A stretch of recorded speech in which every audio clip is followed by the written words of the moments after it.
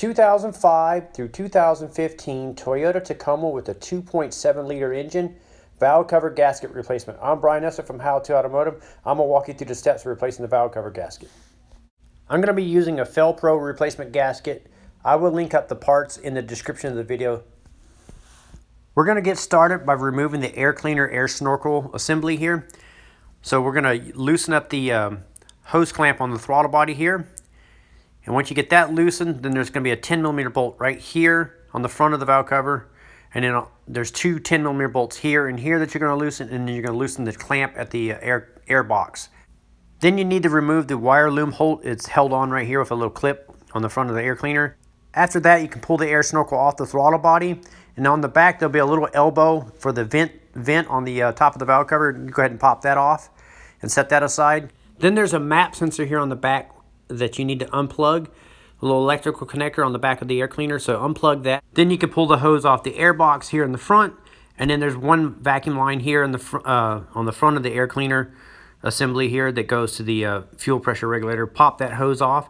Now you can take the whole air cleaner assembly and set aside. Now you want to unplug the secondary air injection check valve here, unplug the electrical connector, and then unplug all four of the coils. And we're also going to open up these little catches on the wiring harness here that hold the wiring harness down. So a little flat blade screwdriver works well. You just kind of put it in there and give it a little pry, and this will pop open. And you just follow it around the wiring harness and pop these open one at a time until you get them all disconnected along the main harness here, all the way to the back towards the firewall. And then you can go ahead and unplug those coils, like I said. And once you get those all that done, now you can kind of flip the wiring harness up out of your way. Also on the firewall here is a little tab. If you pull that, you can pull the main wiring harness off the little bracket right there. And that gives you a lot more slack in it to help get the valve cover off. Now I took the wiring harness on the front here and kind of push it down below the valve cover, and you just kind of work and make sure that you clear the valve cover, all the bolts and stuff. So you just kind of push the wiring harness out of your way. Then after that, you can go ahead and unbolt all four of the coils and take the coils out. Just lift them out and set them aside on your bench. It's possible that you'll find the coils soaked in oil, so you'll have to clean that off and then clean out the ports where the spark plugs went. So I pulled the main wiring harness off the little bracket here, and then off to the left there's another one. And then after that, we're going to unplug the PCV valve, the hose for it. So you'll pull the hose off just like this. Then I just tucked it behind the bracket out of my way. After that, we're ready to remove the bolts down the center of the valve cover. So you're going to remove 8 of these 10mm bolts down the center of the valve cover. After that, you can start on one of the corners, and you can start removing the bolts around the valve cover, just following around all the way around the perimeter of the valve cover, and remove the 10mm bolts. To make quick work of that task, I'm going to use my Milwaukee M18 Fuel 3/8 drive impact wrench, and I'm also going to use a pencil magnet. So I'll remove a bolt and then I'll pull it out, retrieve it with a magnet. Having tools like this Milwaukee impact wrench really saves a ton of time. If you were doing this by hand, it would take you quite a bit of time to do this, but with the impact wrench, it makes really quick work of it, and you'll have the cover off in no time. I will be sure to link it up in the description of the video. So if you notice, as I'm working around, I just kind of push the wiring harness left or right out of my way as I need to. So there's 2 bolts that are difficult to get to. I used a wobbly socket here in the left-hand corner here, but the one under the bracket. And then we need to get to this bolt here. But first what we need to do is we need to loosen up this pipe that's going back there. And there's a bolt, a 12mm bolt right here on the back. You're going to crack that free and just loosen it up. You don't have to take the bolt out, and then you can push the pipe back a 1/4 inch or so. I just used a flex head ratcheting wrench to loosen that bolt up, and then you can push that pipe back and get access to that bolt in the middle. After that, you can take a little flat blade screwdriver and find a safe spot to pry on the valve cover and pry upwards until it pops free and pops up. Now, to make it easy to get the valve cover out, there's 2 studs that we need to remove. They have a E6 torque head on them, so you're going to need an E6 female torque socket, and you can go ahead and crack those 2 studs free and back those out and take those out. I'm just using 1/4 inch tools here to do that. So now with one hand, I push the wiring harness out of the way, and then I hold the valve cover kind of like a bowling ball. I put my fingers in the holes, and then I lift the valve cover out like this and set aside. Now that you got the valve cover off, I like to look down inside to the cylinder head and check to see if any debris fell in there, plastic clips or anything like that from the wiring harness has fallen inside, and if it has, retrieve that now. You don't want to leave any of that stuff in there. After that, we can clean the mating surface of the cylinder head off, and what I do is I wipe the dirt and oil away from the cylinder head. So you don't want the dirt and debris falling in, so you want to wipe away. And there's going to be a couple spots with some silicone. You want to scrape that off with a razor blade and make sure that that doesn't fall into the engine, and just scrape it all off and get it clean. You don't want to gouge the cylinder head. You just want to lightly scrape that off. And then you can use rags or parts cleaner.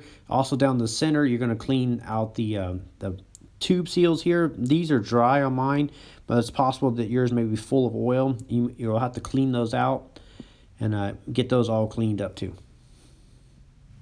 You may want to use compressed air to blow out the cylinder tubes here with the spark plugs, and you may have to change the spark plugs also. Now with a good pick tool, you can pick out the old gasket from the valve cover, the tube seals, and also the main valve cover gasket around it. Just start in a spot and peel it out and just pull all the old seal out. It can get hardened in there and get sometimes it can be quite difficult to get all that out. So once you get it all removed, then you can take some parts cleaner and clean up the valve cover, remove all the oil and clean both sides. Now that you got it all cleaned up, you can go ahead and reinstall the gaskets and start with the tube seals in the middle, and go ahead and just put those on and press those in. And then you can install the main gasket around, and it's just pressed into the valve cover, so it's a press fit. And you shouldn't have to glue it in or anything like that. It should fit nice and snug in there. So you just work your way around until it's all the way seated in there. After that, you can put a little bit of silicone on the two corners here. So now we're ready to install the valve cover back in. I just held it like a bowling ball, kind of like this. With one hand, I lifted up the wiring harness and lifted it out of my way, and then fed the valve cover down into position. Just make sure that nothing's underneath the valve cover, so make sure no vacuum hoses or anything like that gets pinched, or wiring harness gets pinched underneath of it. Take your time to line it up. Now that the valve cover is back on, the first thing I do is take a bolt and put it in the very center of the front of the valve cover here, the center bolt here. And then once I got that one, just start it a few threads. I don't tighten it down or anything, just start it. Then after that, I'll start the two studs. So I'll put the two studs, one in the middle here and the one in the far right-hand corner. I'll start those studs again. I'll screw those in, and I will tighten those down. Now I'm going to do one last double check to make sure that nothing's pinched underneath the valve cover gasket, no wiring harness or anything.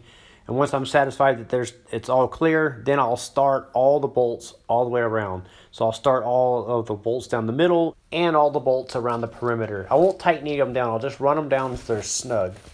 So with my impact wrench, I'll run them down in a crisscross pattern, starting in the middle and work left and right, back and forth. And I just lightly run them down until they're just snug. I'm using the variable trigger on this tool to gently run the bolts down until they're snug. I'm not tightening down or torquing them down with the impact gun. After we get them all run down, we'll tighten them up by hand. I tried looking up the specs for the torque. I could not locate that, so we're going to do this all by hand. So I'm using a 1/4 inch ratchet here with a little extension in the 10mm socket, and I'm tightening these down. So I run them down till they're snug, and then maybe about a 1/4 turn more, and I kind of start in the middle, and I do the two center ones, and then I work left and then back to the right side of the valve cover, and then I'll just keep working back and forth, starting in the middle, working my way out towards the front, and then also working my way out from the middle towards the rear of the valve cover towards the firewall. The idea is to try to create even pressure throughout the whole valve cover. So you'll start in the middle with the two center bolts, tighten those down, then you'll go to the left and tighten that down, and then go to the right and tighten that down, and then you just keep moving forward. So you move forward a couple bolts, and then you move back towards the firewall and do a couple of those, and you just keep working like back and forth, front to back, front to back, front to back, tightening those all down until they're all secure. Now that you got all the bolts tightened, you can take the wiring harness and start putting it back into the little holders. So you'll reposition them and flip the little lids closed and make sure they're all clamped or crimped in there. And you can go ahead and install the PCV hose on the back of the back here and then tighten up the bracket on the back. Then you can install the wiring harness back onto the little holders here on the firewall and the bracket. Make sure those are secure. Then you can go ahead and install the coils, all 4 of the coils, and plug those all in.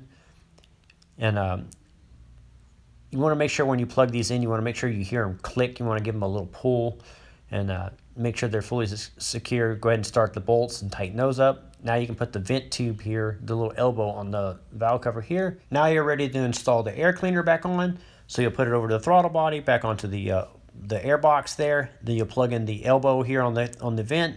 You'll make sure that the mass air map sensor is plugged in, and then the vacuum hose going to it, it plugs in right here. So make sure that that's all plugged in, and make sure that all the wiring harness is re-secure, and just kind of double check and re-secure the wiring harness in, and make sure that everything is plugged in, including the secondary air injection, and make sure all the clamps are on and all the bolts are reinstalled. You just want to really take your time and make sure that everything is plugged back in and re-secured back into their holding brackets, and all the bolts are there. All the vacuum lines are plugged back in, and make sure all the clamps on the throttle body and the air box are all tightened up and re-secure. After that, I like to wash off the engine bay here. I try not to spray directly on the coils. I just get a lot of that oil that's sitting on the exhaust there and wash that off. Make sure you get rid of that burning smell. And after that, that'll complete the job of replacing the valve cover gasket on a Toyota Tacoma with a 2.7 liter engine. I will link up all the parts and tools that I use in this video in the description. That way, if you need to pick any of those up, you can find those there. I'm Brian Eslick from How To Automotive. I'd like to thank you guys for watching my videos. Encourage you to subscribe. Invite you to head over to the howtoautomotive.com website for more valuable videos like this. And I'd like to thank you again for watching.